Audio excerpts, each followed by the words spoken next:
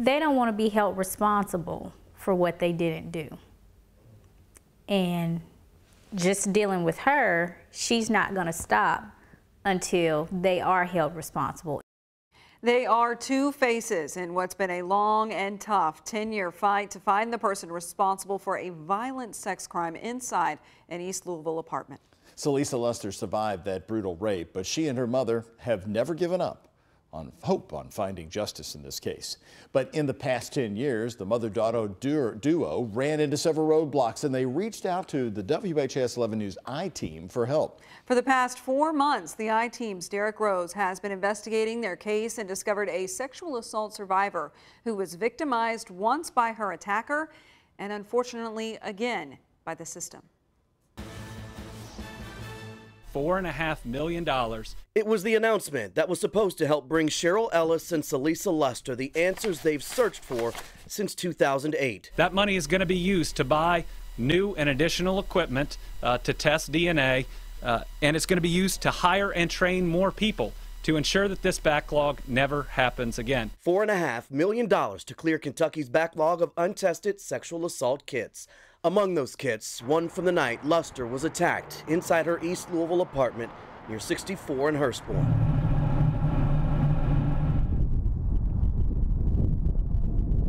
The I-Team traveled to Little Rock, Arkansas, where Luster now lives and where she and her mother recalled those horrible days back in April 2008. I laid there for 2 days, and I hadn't been to work. I hadn't called into work, and my coworkers know that that's not me. Bloody and bruised, Luster was somehow able to answer the phone, telling her friends she needed help.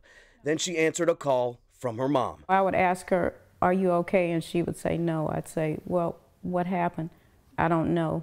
"Is somebody there with you?" "I don't know." So none of that was making sense to me. That was not my daughter. I said, "Are you hurt?" And she said, "Yes." And that's when I started reaching out to the police department. Heartbreaking. It was a mixture of rage, because I just wanted to throw punches at whoever had did that to her. The rage would only get worse because of what Ellis told us would happen next. All of this is Louisville. It started with this complaint obtained by the I-Team, filed with LMPD's Professional Standards Unit in 2009. Ms. Luster believes the responding officer or officers failed to perform an adequate investigation. He told them that it looked like I'd been fighting with my boyfriend and that I was fine. Looked like I'd been crying. How could he make that assessment that you were just... He couldn't make that assessment. I mean, I can't move, and you just walk in and you leave me. So why would you do that? Months later, the police chief at the time, Robert White, sent this internal memo alerting staff the officer could not be investigated because the officer had already retired.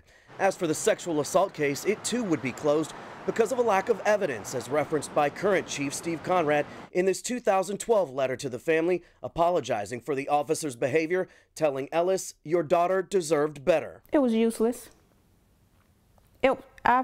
I guess I was offended, I'm sorry, just by the fact that you would say, "I'm sorry," but you're not saying, "I'm going to take this a step further to try to find the person who committed this crime and make it right."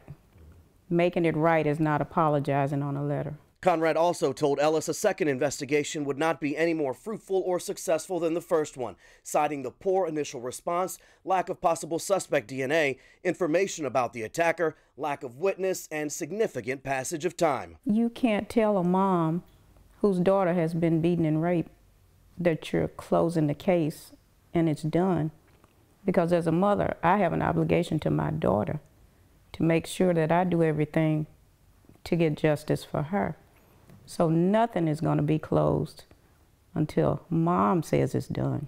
But Ellis kept pushing, kept hoping, and in December 2016, 8 years after the crime, a new letter came from LMPD. The head of the department's Special Victims Unit told the family the crime lab was asked to do new testing on items found in the investigation using more advanced technology than was previously available in order to develop a suspect. Unfortunately, that detective wrote that evidence testing did not provide any further information, adding, "We are closing this case again." He said that there was no DNA. which I do not believe. Skeptical and not accepting no for an answer, Ellis and her daughter contacted the I-Team to find out if the new testing had actually been done. In our 4-month investigation, the I-Team found this letter from the state crime lab to that same detective dated 6 weeks earlier in November 2016. The lab supervisor informed the detective the crime lab needed written permission to go forward with testing because the testing would use the entire samples of evidence. We found through multiple open records requests to LMPD and the state crime lab, no written authorization could be found. The Jefferson County Attorney and Commonwealth's Attorney's offices also told us they too had no record of the testing being authorized. I knew this 10 years was going to lead up to them making a fatal mistake. And that's what he did when he put it in writing. When he knew, in fact, it had never been tested, he had never signed off on it. Also alarming is what the I-Team discovered in the crime lab's internal files documenting each contact it had with LMPD on the Luster case. Crime lab analyst Lara Mosenthan writes about receiving a call from a detective who told her he had received a cease and desist order from HQ, but that he would speak with his lieutenant to give a definite answer on whether to have the hairs tested or not, adding the head of the SVU called back and let me know that no further analysis would be pursued on the hairs and that I could send the evidence back to the agency. The detective apologized for not informing me of when the communication from HQ came. Not surprised by that. Me neither. They're trying to bury this case again, and the road still leads back to the first mistakes. And this is what the city of Louisville is paying these guys for.